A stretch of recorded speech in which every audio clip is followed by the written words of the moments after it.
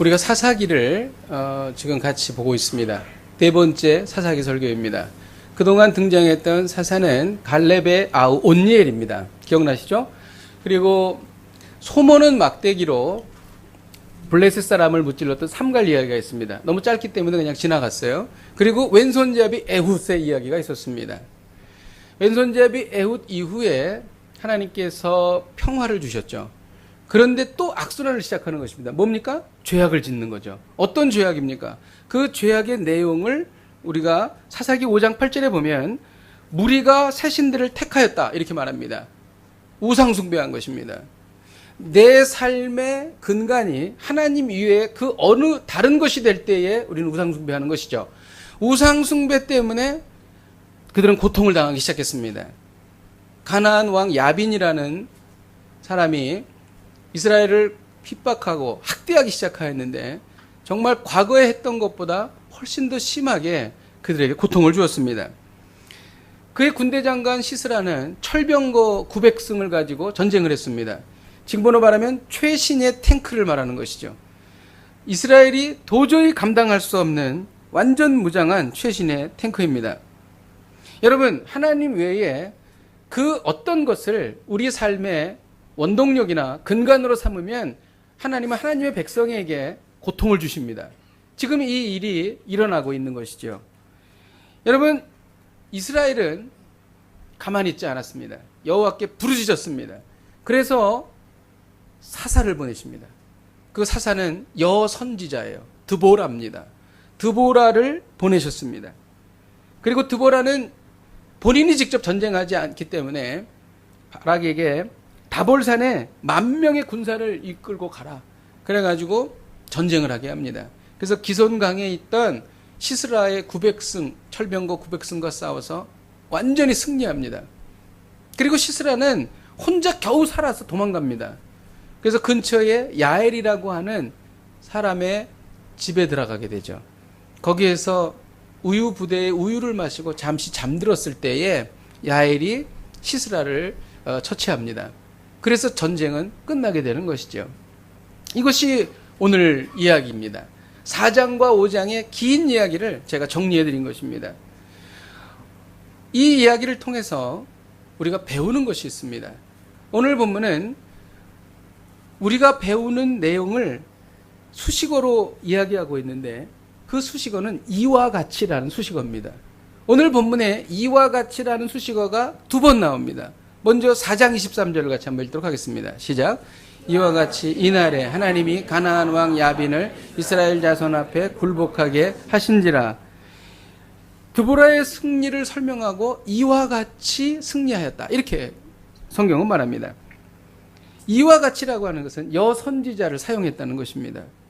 여러분, 지금 그동안 받았던 어떠한 핍박보다도 더 힘든 핍박을 당한 거예요. 그리고 시기적으로 봐도 그렇습니다. 메소포타미아 왕 구산 리사다임, 발음도 잘 안 돼요. 구산 리사다임에게 8년 핍박받았습니다. 그 다음에 모압 왕 에글론에게 18년 핍박받았습니다. 그리고 가나안 왕 야빈에게는 20년이에요. 그런데 20년 동안 고통당하고 거기다 무려 철병거 900승이 있는데 여선지자를 보내신 거예요. 이스라엘 생각으로서는 좀 그 응답이 미진했다고 생각할 수 있을 거예요. 전쟁도 하지 못하고 싸움도 하지 않는 어떻게 그런 군인도 아닌 사람을 사사로 보내셨는가 그렇게 생각을 했죠. 그런데 바락을 통해서 대승을 거두게 되는 것이죠. 여러분, 여기에서 우리가 배울 수 있는 것은 뭐냐면 하나님께서는 우리에게 우리의 생각과 경험을 초월해서 응답하신다는 것입니다. 이러한 일들이 이전에도 있었어요. 당시에 패권을 쥐고 있었던 애굽 왕의 노예로 이스라엘이 살았죠. 400년 이상을 살았습니다. 그 애굽을 대항하기 위해서 하나님이 사람을 보내셨는데 노인 한 사람을 나무 지팡이 하나 주어서 보냈어요. 누구예요? 모세입니다. 이스라엘 사람들 입장에서는 큰 군대가 있든지 그런 어떤 군사력을 주셨으면 이해가 될 텐데 그런 모세를 보내신 것이죠. 그뿐입니까? 온 인류의 죄악을 위해서, 그 죄악을 해결하기 위해서 어린 아기를 하나님께서 보내시죠. 예수 그리스도의 탄생이죠. 하나님께서는 우리의 생각과 상상을 초월해서 우리에게 응답하시죠. 이런 것에 대해서 우리는 로마서 11장 33절을 통해서 알 수가 있습니다. 같이 한번 읽도록 하겠습니다. 시작. 깊도다 하나님의 지혜와 지식의 풍성하며 그의 판단은 헤아리지 못할 것이며 그의 길은 찾지 못할 것이로다. 우리가 하나님께 기도합니다. 어려움을 당합니다. 하나님께서 응답해 주십니다. 근데 그 응답이 미진합니다. 응답이 불완전해 보입니다. 여러분, 그때에도 그것을 받아들이라는 것입니다. 그리고 이렇게 선포하라는 것입니다. 하나님은 항상 오르시다. 하나님은 항상 최고의 것을 주신다. 이렇게 선포하라는 것입니다. 이것이 바로 오늘 이 이야기를 통해서 배우는 것입니다. 또 하나의 이와 가치가 있습니다. 5장 31절을 같이 한번 읽겠습니다. 시작. 여호와여 주의 원수들은 다 이와 같이 망하게 하시고 주를 사랑하는 자들은 해가 힘있게 들게 하옵소서 하니라. 그 땅이 40년 동안 평온하였더라. 주의 원수들은 다 이와 같이 망하게 하시고, 누가 망한가요? 시스라가 망한 것입니다. 어떻게 망합니까? 5장 후반절에 보면은요, 시스라의 친모 이야기가 나와요. 시스라의 친모가 그의 시녀들과 같이 노래를 하는 거예요. 왜 시스라가 안 오는가? 근데 시녀들이 그렇게 말하는 것입니다. 시스라가 늦는 것은, 원래 시스라는 여자들을 잡아오고 그리고 겁탈하고 그리고 다른 사람의 것을 약탈하는 것이 시스라가 하는 일이기 때문에 그거 하느라고 오래 시간이 걸릴 겁니다. 걱정하지 마십시오. 그냥 기다리면 시스라는 올 것입니다. 근데 시스라가 어떻게 돼 있어요? 야엘에 의해서 말뚝에 머리가 박혀서 죽었잖아요. 여러분, 이것은 무엇을 의미합니까? 시스라는 어떤 사람이었냐면 항상 전쟁을 하면 여자를 학대하는 사람이에요. 그리고 여자를 겁탈하는 사람입니다. 그 시스라가 여자에 의해서 죽임당했다는 것입니다. 뭘 말합니까? 사람은 자기가 뿌린 씨앗의 열매를 맺는다는 것입니다. 그가 그렇게 여자를 학대하고 여자에게 고통을 주고 겁을 주었는데 결국은 여자에 의해서 죽게 되었다는 것이죠. 어떻게 죽습니까? 말뚝을 야엘이라고 하는 여자가 시스라가 잠들었을 때 관자놀이에다가 박아요. 만져보세요. 여기 보면 쏙 들어간 데 있습니다. 여기 관자놀이에요. 여기에다가 말뚝을 박아요. 이 말뚝은 주로 여자들이 쓰는 도구예요.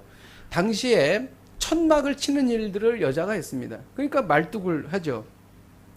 여러분, 우리 여자가 쓰는 도구가 무서운 게 많아요. 잘 생각해 보세요. 다리미. 전 우리 집에 다리미 이렇게 세워놓거든요. 왜냐하면 타지 말라고. 근데 항상 내려놓습니다. 무서워가지고. 네. 부엌에 들어가 보세요. 정말 살벌한 거 많습니다. 부엌에 가면 칼, 여러 가지 많죠. 옛날에도 그랬습니다. 옛날에, 지금은 그렇지 않죠. 저희 어머니도 이렇게 빨래하시고 나서 이렇게 두드리잖아요. 그 방망이 언제 한번 유심히 본 적이 있습니다. 살벌합니다, 그거. 예. 야엘이 여인인데, 야엘에 의해서 그는 자기가 뿌린 씨앗의 열매를 먹게 되었다는 것입니다. 이게 뭘 말합니까? 인색한 사람은요, 자기가 어려움 당했을 때 다른 사람이 나에게 인색하게 해요. 긍휼히 여기지 않는 사람은 내가 어려운 일 당했을 때 긍휼히 여김을 받지 못합니다. 사랑이 부족한 사람은 내가 외롭고 힘들 때 사랑받지 못합니다. 이게 바로 자기가 뿌린 씨의 열매를 맺는다는 것입니다. 그렇다 그러면 오늘 이 본문에서 주시는 메시지가 무엇인가? 무엇을 말하고자 하시는 것인가? 5장 31절을 같이 한번 읽도록 하겠습니다. 시작. 여호와여 주의 원수들은 다 이와 같이 망하게 하시고 주를 사랑하는 자들은 해가 힘있게 도둑같게 하시옵소서 하니라. 그 땅이 40년 동안 평온하였더라. 지금 이 말씀은요, 4장과 5장의 긴 이야기를 총정리해서 결론을 내린 건데, 주를 사랑하는 자들은 해가 힘있게 도둑같이 하시옵소서. 다른 말로 하면 주를 사랑하는 자들은 해가 힘있게 도둠 같은 삶을 산다. 그런 얘기입니다. 그러면 여러분, 이 이야기는요, 주를 사랑하는 사람은 해가 힘차게 떠오르는 것 같은 그런 역동적인 삶을 살게 된다는 것입니다. 그런데 중요한 건 뭐냐면 조건이 주를 사랑하는 사람이라는 거예요. 성경은요, 능력이 있는 사람은 해가 떠오르는 것처럼 힘찬 인생을 산다 말하지 않아요. 주를 사랑하는 사람은 해가 떠오르는 것처럼 힘찬 인생을 산다 이렇게 말한다는 것이죠. 저는 시내산에 간 적이 있는데 해가 떠오르는 것을 본 적이 있습니다. 해가 떠오르기 전에 예고편이 나와요. 뭐냐면 주변에 있는 그 새벽에 구름이 다 시뻘겋게 물이 듭니다. 그리고 나서 해가 떠오르는데 진짜 그 어마어마하게 큰 시뻘건 덩어리가 말이죠 올라와요. 그럼 막 그냥 감탄이 막 절로 납니다. 예. 그런데 해가 쑥 떠오르는데 어떤 마음이 드냐면 저 멋있는 광경이 좀 멈췄으면 좋겠다.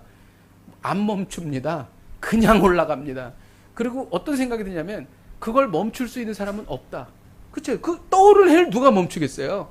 하나님을 사랑하는 인생은 떠오르는 해처럼 아무도 멈출 수 없다는 것입니다. 이것이 바로 오늘 본문이 주는 메시지예요. 이런 인생을 산 사람이 있습니다. 시편 18편에 보면 다윗이 그런 사람이었어요.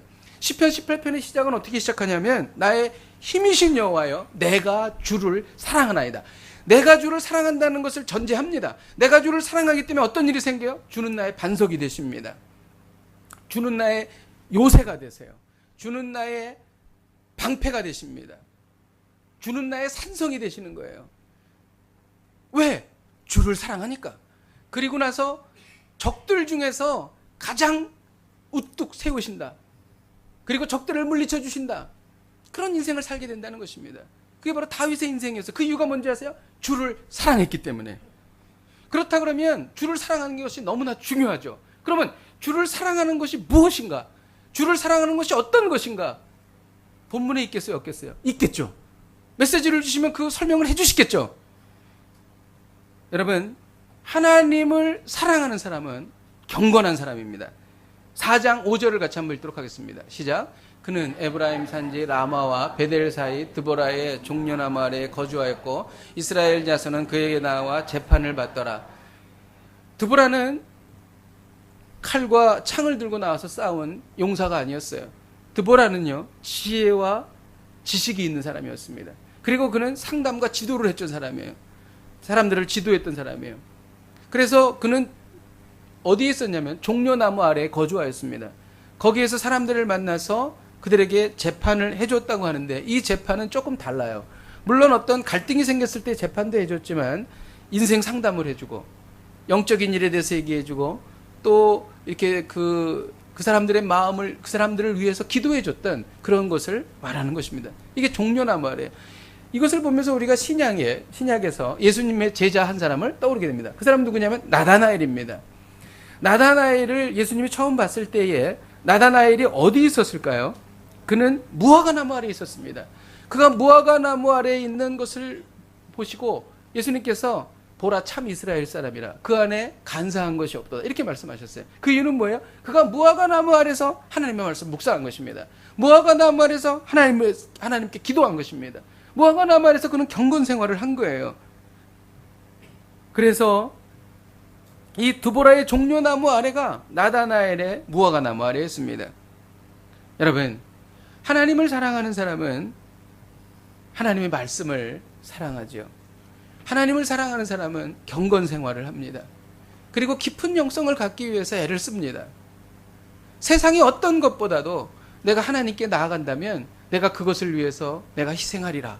이런 생각을 합니다. 인생의 최고의 중요한 가치를 나와 하나님과의 만남으로 그리고 나의 영성이 깊어지는 것으로 그렇게 생각하며 산다는 것이죠. 이 사람이 하나님을 사랑하는 사람입니다. 또 어떤 사람이 하나님을 사랑하는 사람입니까? 상황과 조건에 관계없이 순종하는 사람입니다.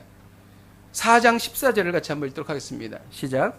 드보라가 바락에게 이르되 일어나라 이는 여호와께서 시스라를 내 손에 넘겨주신 날이라 여호와께서 너서 나가지 아니하시느냐 하는지라 이에 바락이 10,000명을 거느리고 다볼산에 내려가니 드보라가 말하죠. 바락에게 10,000명을 거느리고 다볼산에 가라.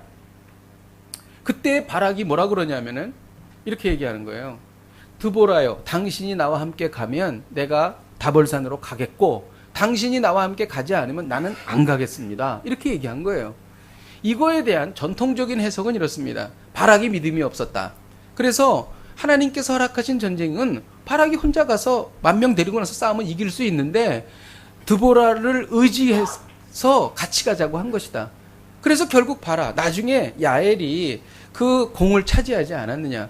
바락 네가 시스라를 죽여서 가장 큰 공을 네가 차지해야 되는데 믿음이 없었기 때문에 결국 그렇게 된 게 아니냐 이렇게 말합니다. 이게 전통적인 해석이에요. 이렇게 많은 분들이 설교하십니다.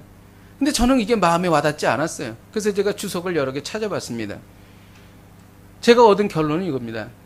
그것이 아니고 바락이 드보라랑 함께 가기를 원했던 것은 드보라를 통하여 하나님의 음성을 듣기를 원했다는 것입니다. 지금 전쟁을 나가는데 하나님의 음성 듣지 못하면 나는 진다. 나는 죽는다. 10,000명 다 죽는다. 그런데 드보라는 종려나무 아래에서 하나님과 깊은 교제를 하기 때문에 하나님의 음성과 뜻을 알기 때문에 같이 다니면서 그 뜻을 내가 들어야 승리할 수 있다. 그렇게 본 것입니다. 그래서 드보라와 함께 가기를 요청했고 그 뜻을 이해하고 드보라는 같이 간 거예요. 생각해 보세요. 드보라가 아줌마예요. 아니 아주머니세요. 아주머니. 무슨 전쟁을 하겠어요. 그런데 그에게는 하나님과 교통하는 하나님의 음성을 들을 수 있는 귀가 열려 있었다는 것입니다. 그래서 바락이 간 것입니다. 그리고 또 바락이 장점이 하나 있는데 그는 뭐냐면은 잘한 것이 뭐냐면 사실 철병거 900승과 싸우는 것은 이길 수가 없는 게임입니다. 당시로서는. 그래서 이것을 팀 켈러 목사님 서적을 제가 좀 읽어봤더니 뭐라고 표현하냐면 이런 상황은 뜨거운 칼로 버터를 자르는 것과 같다. 그러니까 상대가 안 된다. 게임이 안 된다. 이렇게 얘기한 거예요. 그런데 바락은 그럼에도 불구하고 하나님 음성 듣고 믿음으로 나아갔다는 것입니다. 얼마나 대단합니까? 이게 바로 바락의 믿음이라는 거예요. 그리고 바락이 훌륭한 점이 또 하나 있어요. 뭐냐 하면은 자기가 드보라를 통해서 들었습니다. 최고의 공인 시스라를 죽이는 공은 어떤 한 여인이 가져갈 거야. 자기가 노력하고 열심히 해도 결국 최고의 공은 자기가 받지 못할 것을 알았다는 거예요. 그럼에도 불구하고 그는 나가서 싸웠다는 것입니다. 순종했다는 것입니다. 뭐예요? 상황과 조건에 관계없이 순종하는 것입니다. 즉 바락은 하나님을 사랑하는 사람이었다는 것이죠. 하나님을 사랑하는 사람은 상황과 조건에 관계없이 하나님의 말씀에 순종하게 되어 있다는 것입니다. 바락의 입장은 뭐였었냐면 하나님만 영광 받으시면 되는 거예요. 자기가 어떻게 되든 상관없어요. 자기가 공을 어떤 상관없다는 것입니다. 이처럼 바락은 하나님의 일에 적극적으로 동참했다는 것이죠. 그러면 하나님을 사랑하지 않는 사람은 어떠한 사람들인가? 오늘 본문에 잘 기록되어 있어요. 그거는 뭐냐면 하나님의 일에 적극적으로 동참하지 않습니다. 오늘 본문을 보게 되면요, 이스라엘이 12지파 아닙니까? 그 중에서 이 전쟁에 동참했던 지파가 있고 동참하지 않았던 지파가 있습니다. 전쟁에 동참했던 지파는 에브라임 지파, 베냐민 지파, 그 다음에 이사갈 지파, 스불론 지파, 그리고 마지막으로 납달리 지파예요. 그런데 거기에 동참하지 않았던 지파가 있습니다. 오늘 본문에 뭐라고 나오냐면 길르앗이라고 나오는데 르우벤 지파, 므낫세 반 지파, 갓 지파예요. 그리고 거기에 단 지파, 아셀 지파. 제가 다 외웠습니다. 힘들었어요, 여러분. 힘들어요, 이거 외우기. 네. 왜냐하면 보고 하면은 이렇게 집중도가 떨어지기 때문에 외워가지고 해야 됩니다. 예. 이분들은 안 했어요. 5지파는 참가를 안 했습니다, 여러분. 그런데 이들이 어떻게 됐냐면 나중에 제가 이제 찾아봤죠. 그 길르앗에 있었던 르우벤 지파, 므낫세 반 지파, 갓 지파는요, 그 지역이 그 외적의 침략을 무수하게 받았어요. 모압이 들어와서 침략하고 암몬이 들어와서 침략하고 나중에 아수르가 들어와가지고 말이죠, 막 사람들 잡아가고 막 그 이방인들과 막 결혼시키고 막 초토화가 됐습니다, 거기가. 그 다음에 단 지파는 어떻게 됐어요? 미가가 세운 신상 우상 숭배했습니다. 갓 지파 어떻게 됐어요? 기드온 시대에 약간의 전쟁에 참여하는 모습 보이고 역사의 뒤안길로 사라져 버렸어요. 이렇게 됐다는 것입니다. 참여하지 않은 지파들. 그리고 또 한 사람들이 나오는데 오늘 본문에 보면 메로스의 거민들이라고 나와요. 메로스의 거민들이 참여하지 않았습니다. 근데 이거는 약간 독특해요. 사사기 5장 23절 같이 한번 읽도록 하겠습니다. 시작.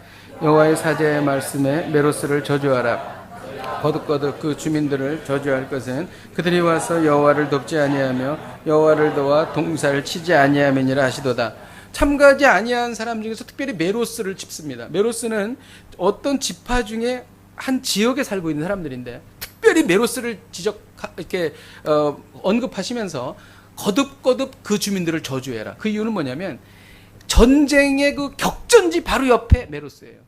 그런데 그 바로 옆에 격전지에 메로스에 살고 있던 이스라엘 사람들이 그 전쟁에 무관심했던 거예요. 참여하지 않았다는 것입니다. 그래서 하나님이 특별히 이야기를 하고 계시는 것입니다. 이스라엘 군대를 도와야 할 위치에 있는 사람들인데 돕지 않은 것입니다. 여러분, 메로스 거미는 바로 옆에 있던 사람을 돕지 않는 거예요. 가까이서 반드시 도와야 할 사람이 있는데 돕지 않는 것입니다. 이에 대한 주님의 경고는 뭐예요? 주님의 마음도 우리가 신약 성서에서 찾을 수 있습니다. 누가복음 12장 47절을 같이 한번 읽겠습니다. 시작. 주인의 뜻을 알고도 준비하지 아니하고 그 뜻대로 행하지 아니한 종은 많이 맞을 것이요. 주인의 뜻을 알고도 그 뜻대로 행하지 않은 사람들입니다. 이것이 바로 메로스 거민들이 당할 저주인 것이죠. 교회가 한 마음으로 선교에 힘쓸 때에 함께 도와야 합니다. 교회가 어려움을 당할 때에 함께 힘을 보태야 하는 것이죠. 근데 특별히 메로스 거민은 뭐냐면은 도와야 할 위치에 있는 분, 도와야 할 충분한 이유가 있는 분, 도와야 할 자리에 있는 분인데도 안 돕는 분, 이런 분들이 바로 메로스 거민이다. 이렇게 오늘 성경은 말하고 있는 것이죠. 그래서 그것을 다 통틀어서 하나님을 사랑하지 않는 그러한 사람들이다. 오늘 성경은 본문에서 이렇게 말하고 있는 것입니다. 여러분, 그렇다면 하나님을 사랑하는 사람들에게는 어떤 일이 일어납니까? 하나님의 섭리가 임한다는 거예요. 하나님의 섭리를 경험하는 것입니다. 11절을 같이 한번 읽도록 하겠습니다. 시작. 모세의 장인 호밥의 자손 중 겐사람 헤벨을 떠나 게데스에 가까운 사이님 상수리 나무 곁에 이르러 장막을 쳤더라. 지금 전쟁을 하고 있는데 이스라엘이 막 지금 격전을 벌이려는 찰나에 갑자기 이스라엘 사람도 아니고 이방인인 모세의 장인 호밥의 자손 중 겐사람 헤벨의 이야기가 나오는 거예요. 그리고 또 전쟁 이야기가 나오는 중간에 딱 삽입이 되어 있습니다. 왜 그랬을까? 찾아봤습니다. 이 호밥의 자손은요, 어디에 살고 있었냐면 이스라엘 맨 남당 유다 광야에 살았던 사람들이에요. 그런데 이 게데스는 어디냐면 이스라엘 맨 북쪽이에요. 거기 전쟁하고 있는, 지금 시스라와 전쟁을 하고 있는 지역. 그런데 지금 전쟁 중에 전쟁 즈음에 어떤 사람이 유다 광야에서 큰 먼 게데스에 가서 이사를 하는 것입니다. 여러분, 이 게데스로 이사한 헤벨의 부인이 야엘이에요. 시스라를 죽인 여인. 왜 이런 일이 일어나는가? 이것은 바로 앞으로 야엘이 시스라를 죽일 것이라고 하는 복선을 성경에서 말하고 있는 것입니다. 지금 아무도 몰라요. 야엘이 시스라를 죽일 것이라는 것을. 그런데 하나님께서는 하나님의 섭리로 미리 준비를 하시는 것입니다. 하나님을 사랑하는 드보라와 바락을 위해서 하나님께서 섭리하셔서 그 먼 유다 광야에서 게데스로 이사하게 하신다는 것이죠. 여러분, 하나님을 사랑하는 사람들에게는 하나님의 섭리가 나타난다는 거예요. 하나님의 섭리를 경험한다는 것이죠. 하나님을 사랑하는 사람은 자기가 앞으로 어떤 위치에 있을지, 무엇이 필요할지 모릅니다. 그러나 그것을 하시는 하나님께서 미리 그것을 위해서 사람을 이동시켜요. 미리 그것을 위해서 어떤 일을 진행시키기 시작하십니다. 여러분, 지금 이 시간에도 하나님을 사랑하는 우리들을 위해서 어떤 장소, 어떤 일을 하나님께서는 우리가 모르는 일을 진행하고 계시다는 거예요. 그 이유가 뭔지 아세요? 하나님께서 우리를 사랑하시고 우리가 하나님을 사랑하기 때문이라는 것이죠. 하나님을 사랑하는 사람들은 이런 하나님의 섭리를 경험하게 된다는 것입니다. 그리고 그때 되면 하나님께서 이것을 위해서 미리 예비하셨구나. 여호와 이레 하나님 감사합니다. 우리는 찬양하게 된다는 것이죠. 또 하나님을 사랑하는 사람은 하나님의 역사를 경험하게 됩니다. 사사기 5장 4절을 같이 한번 읽도록 하겠습니다. 시작. 여호와여 주께서 세일에서부터 나오시고 에돔들에서부터 진행하실 때에 땅이 진동하고 하늘이 물을 내리고 구름도 물을 내렸나이다. 이것은 전쟁이 다 끝난 다음에 드보라가 하나님을 찬양하고 노래하는 장면인데, 하늘에서 물이 내렸다고 하는 것은 기송강에 비가 내렸다는 것입니다. 설명을 제가 드리면, 철병거 900승이 그 당시 그쪽 지형에서 철병거 900승이 대치할 수 있는 장소는 기송강가밖에 없었어요. 기송강가는 넓은 땅이고 거기는 평지기 때문에 철병거가 있기에 딱 좋은 안성맞춤입니다. 그런데 그 기손강은 전쟁이 일어나고 있는 왼쪽으로 흐르는 강이었는데, 메소포타미아의 그 강은 평상시에는 말라 있어요. 아무 물도 없습니다. 그러다가 비가 오기 시작하면 넘치는 강이 그 강이에요. 그런데 전쟁을 지금 보세요. 기손강가에 철병거 900성이 대치하고 있고 거기 옆에 다볼산에 10,000명의 군사를 데리고 바락이 있는 거예요. 전쟁을 하기 바로 직전인데 폭우가 쏟아지기 시작한 것입니다. 막 비가 쏟아지기 시작하니까 기슭강가의 철병거가 바퀴가 그 흙에 빠져가지고 진흙탕에 빠져서 갈 수가 없는 것입니다. 그때를 틈타서 10,000명이 내려와서 완전히 전멸시킨 거예요. 싸그리 전멸시킨 것입니다. 이거를 어떻게 설명할 수 있겠어요? 하나님의 역사죠. 하나님의 역사가 일어난 것입니다. 하나님을 사랑하는 드보라와 바락을 향하여 하나님께서 역사하신 것입니다. 그리고 시스라는 겨우 자기 혼자 목숨 살려서 겨우 야엘의 집으로 도망간 것이죠. 여러분, 우리는 살면서 기가 막힌 웅덩이를 경험합니다. 그런데 하나님의 역사로 건짐받죠. 여러분, 그런 경험이 있으시죠? 우리는 이때 이것은 정말 하나님만이 하실 수 있는 일이다. 우리는 그때 알죠. 그리고 눈물로 감사하게 됩니다. 하나님의 역사를 우리는 끊임없이 경험합니다. 여러분, 그럴 때에 우리는 알게 되죠. 복음에 대해서 깨닫게 됩니다. 하나님께서 나를 위해서 죽으셨다. 이해가 되십니까? 여러분, 어떻게 그럴 수가 있겠어요?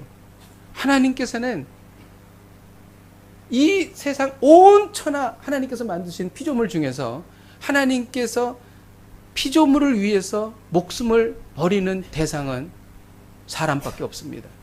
저는 그 이유가 뭔지 정말 이해를 못했어요. 그러다 어머니의 사랑을 보고 조금 제가 감을 잡았습니다. 부모님의 사랑. 아이를 낳으면은 부모를 닮지 않습니까? 그래서 어머니들은 자식을 위해서 내가 죽어도 내가 아이를 위해서라면 내 목숨까지도 버릴 수 있다. 그렇게 생각하는 것입니다. 그 유일한 존재는 자식이잖아요. 그런데 그 유일한 존재는 하나님에게 사람이라는 것입니다. 그래서 우리를 위해서 죽으신 것입니다. 그리고 우리는 영원한 생명을 얻은 것이에요. 근데 이것이 잘 믿어지지가 않아요. 물론 받아들이고 은혜를 받습니다. 근데 또 세상에 살다 보면 정말 이게 그러한가? 그런 의심도 들어요. 그런데 이것이 확실한 믿음으로 어떻게 굳어지는 줄 아세요? 하나님의 역사가 계속 일어나는 거예요. 하나님의 역사를 경험할 때 맞아. 복음은 진리야. 맞아. 주님은 나를 위해 죽으셨어. 나를 위해 죽으신 분이 이렇게 역사하시잖아. 어제도 봤는데 오늘도 역사하셨잖아. 그리고 내일도 역사하실 거잖아. 이런 시간을 반복하면서 복음은 우리가 전인격적으로 이 복음을 받아들이게 되고, 이 복음은 진리가 되는 것이고, 이 복음이 우리를 살리는 것이고, 이 복음을 통하여 우리는 전진하게 되는 것입니다. 이게 바로 하나님의 역사예요. 누구에게 이런 하나님의 역사가 일어나는가? 하나님을 사랑하는 자. 하나님을 사랑하지 않으면 이런 일이 일어나지 않아요. 하나님을 사랑하는 자에게 하나님의 역사가 일어나는 것입니다. 저는 말씀을 준비하면서 깨달은 것이 있습니다. 5장 1절에 보면 이날에 드보라와 아비노함의 아들 바락이 노래하여 이르되, 이렇게 기록합니다. 5장은요 굉장히 길어요. 5장은 앞에 있는 4장의 내용을 가지고 하나님을 찬양하는 내용이에요. 그러니까 결국 4장의 내용과 5장의 내용은 사건은 같아요. 그런데 앞에 있는 4장은 역사적인 기술입니다. 이러이러한 일이 일어났다라는 내용이고, 5장의 내용은 이러이러한 일에 대해서 하나님을 찬양한다, 그런 이야기입니다. 제가 4장과 5장을 여러 번 읽으면서 차이가 있다는 것을 발견했습니다. 4장은요 드보라와 바락을 도우시어 승리하게 하신 일을 기록하고 있어요. 그러니까 주체가 드보라와 바락이고 뒤에서 하나님이 배후에서 돕는 것으로 기록합니다. 그런데 5장에 가면요 하나님이 주체가 되셔서 행하신 일을 기록하고 있어요. 주체가 바뀝니다. 4장의 주체는, 행동의 주체는 드보라 혹은 바락입니다. 5장의 행동의 주체는 하나님이 되십니다. 제가 한번 이것을 설명해 드릴게요. 4장 9절에 보면 드보라가 바락에게 내가 반드시 너와 함께 가리라. 누가 갑니까? 드보라와 바락이 가는 거예요. 하나님의 도우심을 입어 드보라가 가는 것입니다. 자, 4장 14절에 보면은 드보라가 바락에게 일어나라. 이는 여호와께서 시스라를 내 손에 넘겨주셨다. 여호와께서 배후에서 도우셔서 시스라를 넘겨주셔서 바락, 네가 전쟁에서 네가 이기는 거야, 이렇게 설명을 합니다. 근데 이제 5장으로 넘어가면서 하나님이 직접 주체가 되세요. 5장 4절에 보면 여호와 주께서 세일에서 나오시고 에돔들에서부터 진행하실 때에 하나님이 직접 등장하시는 거예요. 하나님이 직접 등장하셔서 땅이 진동하고 하늘에서 물을 내리신다. 기슭강가에 비를 내리신다는 것입니다. 주체가 하나님이세요. 5장 13절이 더 확실합니다. 5장 13절에 보면 여호와께서 나를 위하여 용사를 치시려고 내려오셨다. 여호와께서 직접 내려오셨다는 것입니다. 4장에서 드보라는 하나님이 자신을 도왔다고 생각을 했어요. 그런데 그 일을 다 마치고 하나님을 찬양하고 노래하다 보니까 그게 아니라는 것을 깨닫는 것입니다. 하나님이 나를 도우신 것이 아니라 하나님이 주체가 되셔서 직접 행하셨다는 것을 깨달은 거예요. 여러분, 인생은 우리가 주인공이 되고 하나님이 우리를 도우시는 것이 아니라 하나님이 주체가 되시고 우리가 그것을 기대하고 찬양하고 주님께 나아가는 것입니다. 여러분, 이것은 큰 차이를 갖고 있는 것입니다. 하나님이 주체가 되면 어떤 일이 생기냐 하면 내가 어떠한 승리를 해도 어떠한 성공을 해도 교만하지 않아요. 왜? 하나님이 하셨으니까. 그리고 또 내가 어떠한 일에 대해서 실패하고 어렵고 고통스럽다 할지라도 그것에 대해서 좌절하고 낭망하지 않습니다. 왜? 하나님이 하신 것이고 하나님께서 행하실 것이니까. 이것은 완전히 다른 것입니다. 여러분, 우리가 하나님께서 우리에게 많은 시간을 주셨어요. 우리에게 시간을 사용하라고 주셨죠. 여러분, 근데 이 시간이 우리를 위한 것입니까? 물론 그렇죠. 하지만 궁극적으로 하나님을 위한 시간이에요. 왜 그러냐면 하나님께서 우리를 창조하신 목적이 하나님을 찬송하기 위함인 것이기 때문인 것입니다. 그래서 우리에게 허락한 시간은 하나님을 위해서 쓰는 것이 마땅하다는 것입니다. 저는 오늘 찬양 너무 놀랐어요. 세상도 없고 나도 없고 구속한 주만 보인다. 바로 이거거든요. 이 이야기가 바로 그 이야기인 것입니다. 여러분, 우리가 가진 인생, 모든 인생, 시간, 이것은 하나님을 위한 것입니다. 여러분, 우리 인생을 다시 한번 재정립하십시다. 내 인생의 주인공은 내가 아니고 하나님이세요. 그리고 나는 하나님을 기뻐하고 기대하고 하나님을 찬양하고 하나님을 경배하는 것입니다. 이것이 바로 진짜 인생이라는 것이죠. 드보라도 4장에서는 몰랐어요. 5장에 가서 안 거예요. 이 사실이 다 진행되고 나서 너무 하나님이 감사하고 하나님이 행하신 것이 너무나 확연하기 때문에 내 인생은 내 것이 아니구나. 이것은 내가 행하는 것이 아니구나. 하나님이 행하시는 것이구나. 이것을 드보라가 깨달은 것입니다. 여러분, 이 놀라우신 하나님의 행하심을 기대하시길 주님의 이름으로 축복드립니다. 오늘 하나님은 우리에게 말씀하십니다. 하나님을 사랑하여 돋는 해같이 힘찬 인생을 살라. 하나님을 사랑하여 돋는 해같이 힘찬 인생을 살라. 이를 위하여 하나님을 사랑하십시오. 하나님을 더 사랑하십시오. 하나님을 깊이 사랑하십시오. 이 놀라운 은혜가 임할 줄을 믿습니다. 우리 함께 찬양하고 기도하십시다. 아침 해가 돋을 때 우리 같이 찬양하십시다. 아침 해가 돋을 때 만물 신선하여라. 나도 세상 지낼 때에 햇빛 되게 하소서. 주여 나를 도우사 세월호 송한고서 모든 세상 지낼 때 햇빛 되게 하소서. 아침 해가 돋을 때 아침 해가 돋을 때 만물 신선하여라. 나도 세상 지낼 때에 햇빛 되게 하소서. 주여 나를 도우사 세월호 송한고서 모든 세상 지낼 때 햇빛 되게 하소서. 이 시간 우리 합심해서 기도하십시다. 해가 돋는 것처럼 힘찬 인생이 되기를 원합니다. 철병고 900승을 무력화시키는 힘찬 인생이 되게 하소서. 드보라의 승리가, 야엘의 승리가 나의 승리가 되게 하여 주옵소서. 이를 위하여 하나님을 사랑합니다. 하나님을 이전보다 더 사랑합니다. 하나님을 이전보다 더 깊이 사랑합니다. 우리 함께 통성으로 기도하시겠습니다. 하나님 아버지, 하나님을 사랑하기를 원합니다. 하나님을 사랑하는 것은 이웃을 사랑하는 것이요, 하나님을 사랑하는 것은 힘들고 어려운 사람들을 사랑하는 것입니다. 하나님을 사랑하는 것은 열방을 사랑하는 것이며, 하나님을 사랑하는 가난하고 힘들고 어려운 사람들을 사랑하는 것입니다. 하나님 아버지, 오늘 주님 앞에 기도하며 나갈 때에 하나님을 사랑하여 해가 돋는 것처럼 힘찬 인생을 살기를 원합니다. 절병서 구백성을 무력화시키는 힘찬 인생이 되기를 원합니다. 두브라의 승리가 나의 승리가 되기를 원합니다. 야엘의 승리가 나의 승리가 되기를 원합니다.